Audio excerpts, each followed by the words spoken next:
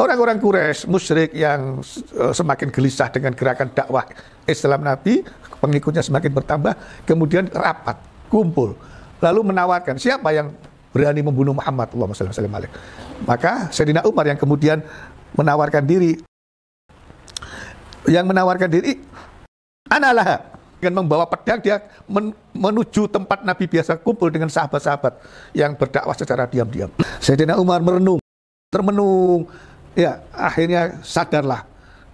Karena semakin dipelajari, semakin dibaca, ma anzalna alaikal Qur'an, sampai ayat innani anallahu la ilaha illa ana fa'budni wa aqimis sholata lidzikri. Di saat itulah luluhlah hati Sayyidina Umar bin Khattab. Sayyidina Umar radhiyallahu anhu juga menulis cincinnya. Apa yang ditulis oleh Sayyidina Umar bin Khattab? Kafa bil mauti wa'idon ya Umar. Cukup kematian itu menjadi nasihat.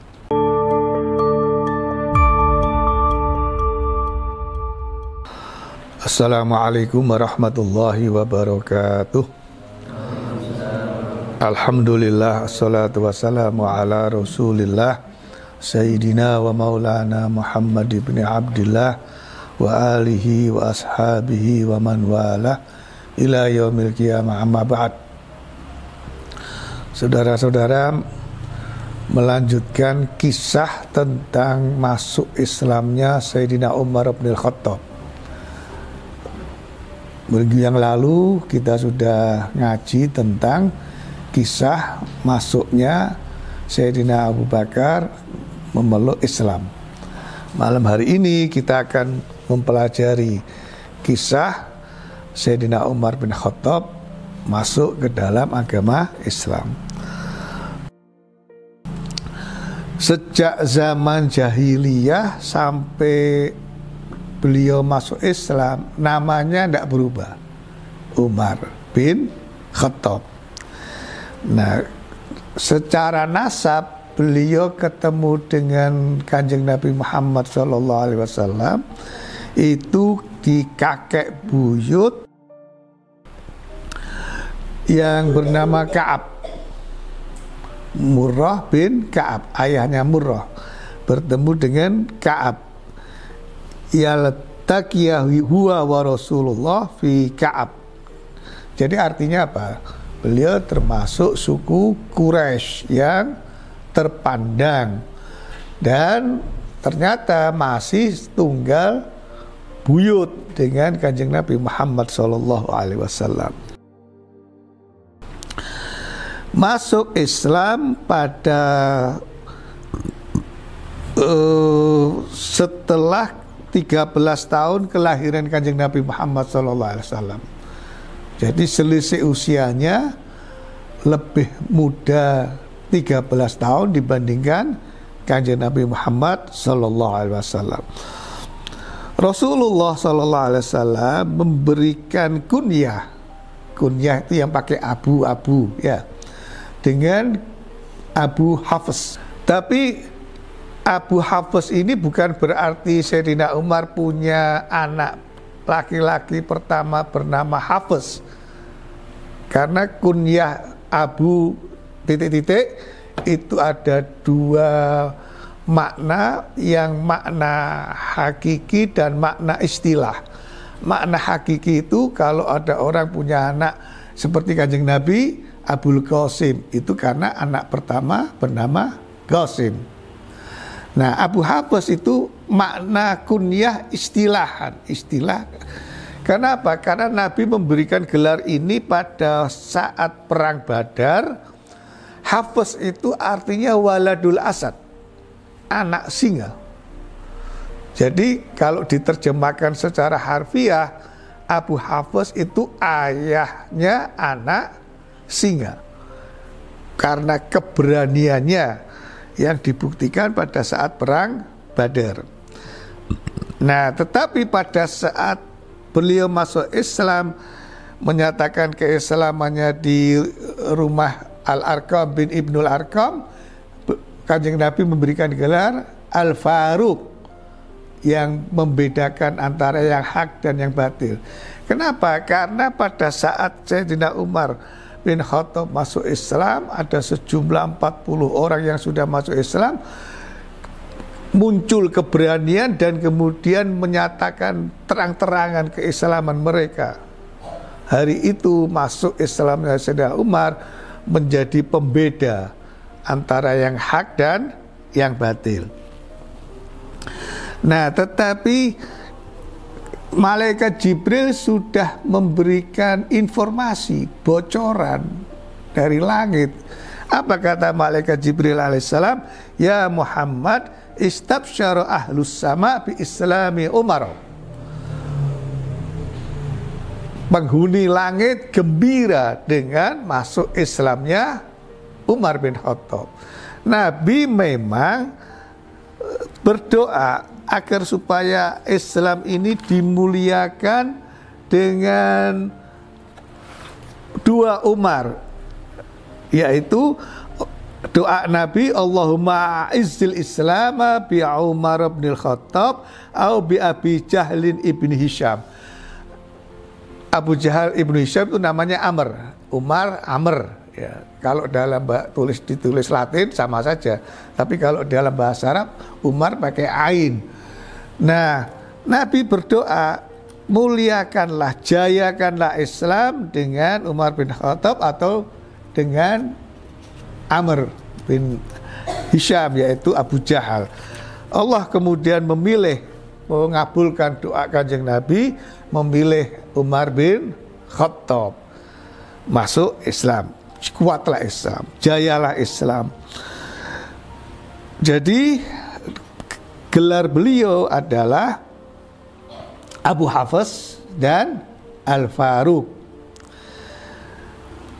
Sayyidina Umar bin Khattab adalah orang yang pertama dipanggil Amirul Mukminin. Kalau sebelumnya Khalifatul Rasulillah, Sayyidina Abu Bakar. Karena kerendahan hati Sayyidina Umar, beliau merasa tidak layak menyandang gelar khalifah, maka kemudian beliau lebih senang mendapatkan julukan gelar sebagai Amirul Mukminin. Yang kedua, beliau wa awwalu man katabat tarikh, yang pertama kali menulis sejarah. Wa awwalu man asyara ala Abi Bakrin bi jam'il Quran, orang yang pertama menyarankan kepada Sayyidina Abu Bakar As-Siddiq sang khalifah agar supaya Al-Quran itu dikumpulkan di dalam sebuah mushaf. Beliaulah ketika menjadi khalifah yang menyemarakkan, mendirikan malam-malam bulan Ramadan dengan sholat tarawih berjamaah. Suasana Madinah ketika Sayyidina Umar kemudian mengumpulkan sahabat yang asalnya sholat tarawih sendiri-sendiri, kemudian disatukan berjamaah dan menjadi semarak suasana Madinah. Setiap rumah kemudian memasang lampion, tanda kegembiraan karena masuknya bulan suci Ramadan. Sehingga Sayyidina Ali karramallahu wajhahu mengatakan ketika melihat suasana yang semarak begitu di malam bulan Ramadan, beliau mendoakan agar supaya rahimallahu Umar. Senang, Sayyidina Ali sendiri senang dengan ijtihad yang dilakukan oleh Sayyidina Umar bin Khattab. Nah, kemarin kita sudah ngaji, meskipun belum di YouTube kan. Sayyidina Hasan itu cincinnya ditulis dengan kalimat atas saran Nabiullah Isa alaihissalam, La ilaha illallah al-malikul haqqul mubin. Ya, yang menurut penjelasan Sayyidina Isa itu adalah kalimat terakhir yang ada di dalam Injil. Nah, kemudian Sayyidina Sayyidina Husain radhiyallahu anhuma itu cincinnya ditulis silikulli ajalin kitab. Sayyidina Umar radhiyallahu anhu juga menulis cincinnya. Apa yang ditulis oleh Sayyidina Umar bin Khattab? Kafa bil mauti wa'idun ya Umar. medeni, ya, seperti halnya Sayyidina cincinnya Sayyidina Husain. Kafa bil mauti wa'idan ya Umar. Cukup kematian itu menjadi nasihat. Itu sabda Kanjeng Nabi Muhammad SAW. Kata Kanjeng Nabi, kalau kepingin nasihat yang paling top, ya lihatlah kematian itu. Peristiwa ketika ada kematian itulah nasihat yang paling hebat, yang paling utama. Cukuplah. Nggak usah pakai nasihat-nasihat yang lain. Nasihat cukup dengan kematian itu adalah sebagai sebuah nasihat. Nah, sekarang bagaimana kisah tentang masuk Islamnya Sayyidina Umar bin Khattab? Orang-orang Quraisy musyrik yang semakin gelisah dengan gerakan dakwah Islam Nabi, pengikutnya semakin bertambah, kemudian rapat, kumpul, lalu menawarkan siapa yang berani membunuh Muhammad, Allahumma shalli wa sallim alaihi. Maka Sayyidina Umar yang kemudian menawarkan diri, analah. Faqalu antalah ya Umar. Mereka masih nanya lagi, berani engkau? Umar sesuai dengan keberaniannya, dia memberanikan diri, menawarkan diri yang akan membunuh Rasulullah. Maka setelah saat itu juga dengan membawa pedang, dia menuju tempat Nabi biasa kumpul dengan sahabat-sahabat yang berdakwah secara diam-diam. Di tengah jalan ketemu dengan Sa'ad bin Abi Waqqas. Ya. Nabi saat itu sedang berkumpul di rumah Hamzah. Dikumpul di rumah Hamzah, ketemu dengan Sa'ad bin Abi Waqqas di tengah jalan. Terjadi diskusi, debat, akhirnya berkelahi kedua orang ini. Kenapa? Karena Sa'ad bin Abi Waqqas ngaku terus terang kepada Sayyidina Umar bin Khattab bahwa dia sudah masuk Islam. Sayyidina Umar marah, kemudian terjadilah duel. Untungnya belum ada yang terluka, apalagi yang menjadi korban. Kemudian Sa'ad bin Abi Waqqas mengatakan, "Malaka ya Umar, la tasna'ha bi ukhtika Aminah bintal Khattab." Hei Umar, apakah engkau juga akan melakukan seperti yang aku terima hari ini kepada adikmu, saudaramu yang bernama Aminah binti Khattab? Ya, ada yang mengatakan di dalam riwayat yang lain nama adiknya atau saudaranya adalah Fatimah bintal Khattab. Ya, entah Aminah atau Fatimah, yang jelas saudaranya Umar bin Khattab. Kaget Sayyidina Umar. Saudara perempuannya ini punya suami bernama Sa'id bin Zaid. Ya. Sayyidina Umar kaget, langsung tanya kepada Sa'ad bin Abi Waqqas, "Loh, sudah masuk Islam?" "Qala na'am," ya. Maka kemudian kemarahan Sayyidina Umar beralih, awalnya marah mau membunuh Nabi, kemudian ketemu Sa'ad bin Abi Waqqas, marah kepada Sa'ad bin Abi Waqqas, diberitahu kalau saudara perempuannya masuk Islam, kemarahannya berpindah kepada saudara perempuannya yang bernama Aminah atau Fatimah yang bersuami bernama Sa'id bin Zaid. Sampai di rumah saudaranya itu bertemu dengan seorang, di sana ada seorang yang bernama sahabat yang bernama Khobab. Khobab ini sedang membacakan surat di dalam Al-Quranul Karim di hadapan keluarga saudara Umar bin Khattab. Marahlah Sayyidina Umar bin Khattab. Saudara perempuannya itu tidak hanya saudara perempuannya, adik iparnya pun ikut dipukul. Ya, tapi karena kedua orang ini baik saudara perempuan maupun suaminya yang tabah menerima pukulan, tamparan dari Sayyidina Umar bin Khattab, maka kemudian dia agak heran, keluar darah itu, keluar darah, sampai saudara perempuannya mengatakan, "Ya aduallah, ada tribuni ala an auhadallah, apakah engkau akan memukulku, melukaiku pada orang yang mengucapkan Allah adalah Esa?" karena ketabahan kedua orang itu, Sayyidina Umar kemudian berpikir tidak melanjutkan, tidak sampai dibunuh. Kemudian dia agak reda, terus minta, apa yang tadi engkau baca? Saudaranya nggak mau menyerahkan. Kamu masih kotor, nah mandi dulu kalau kepengen pegang ini.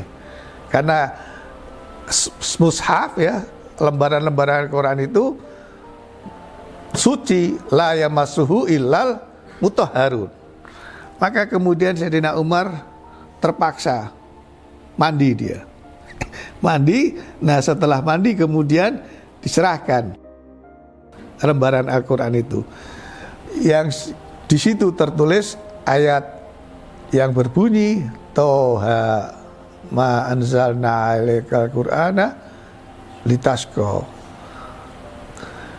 Toha itu sebutan nama Kanjeng Nabi Muhammad SAW. Makanya ayat tadi kelanjutan dari Toha, kami, yakni Allah Subhanahu wa Ta'ala, tidak menurunkan Al-Quran kepadamu, kepada Toha, yaitu kepada Kanjeng Nabi Muhammad SAW, untuk mencelakai.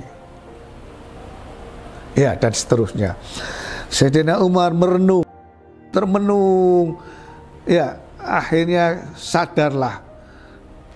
Karena semakin dipelajari, semakin dibaca, ma anzalna alaikal Qur'an, sampai ayat innani anallahu la ilaha illa ana fa'budni wa aqimis sholata lidzikri. Sampai kepada sesungguhnya aku, yakni Allah, tidak ada Tuhan kecuali aku, yakni Allah, sembahlah kepadaku, yakni Allah, dan tegakkanlah sholat untuk mengingat kepadaku, yakni kepada Allah Subhanahu wa Ta'ala.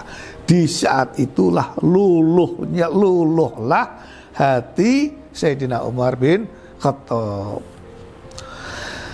Nah, setelah masuk Islam, kemudian beliau nanya kepada Kanjeng Nabi, "Loh, ya Nabi, kalau memang yang risalah yang kau bawa ini benar, kita terang-terangan. Kenapa kita takut kepada orang-orang musyrik Mekah?" Kata Kanjeng Nabi, jumlah kita belum kuat. Ya, tapi meskipun begitu, Sayyidina Umar langsung menuju ke Masjidil Haram, karena rumah Hamzah itu tidak terlalu jauh. Darul Arqam juga tidak terlalu jauh dengan komplek Masjidil Haram. Nah, ketika Umar bin Khattab ingin menyatakan keislamannya setelah tergugah hatinya membaca lembaran Al-Quran yang diberikan oleh saudaranya itu, dia berusaha untuk menemui Kanjeng Nabi. Niatnya adalah untuk syahadat. Tetapi kan orang nggak ngerti yang sesungguhnya apa yang mau dilakukan. Nah, kata Kanjeng Nabi, ya kalau dia berbuat baik ya kita terima, tapi kalau dia akan berbuat jahat ya kita akan lawan gitu. Sayyidina Hamzah yang lebih dahulu beberapa hari masuk Islam mengantarkan Umar kepada Kanjeng Nabi, ternyata di situ Sayyidina Umar syahadat, masuk Islam. Nah, karena ajakan kepada Nabi untuk terang-terangan dakwah tidak dituruti, Sayyidina Umar tidak kecil hati, dia keluar menuju Masjidil Haram, terang-terangan melaksanakan ibadah sholat di sana. Bahkan suara takbirnya Allahu Akbar itu sampai terdengar di luar masjid, saking ekspresif, pengen memperlihatkan, nih aku Umar, aku sudah masuk Islam. Siapa berani? Tidak ada yang berani.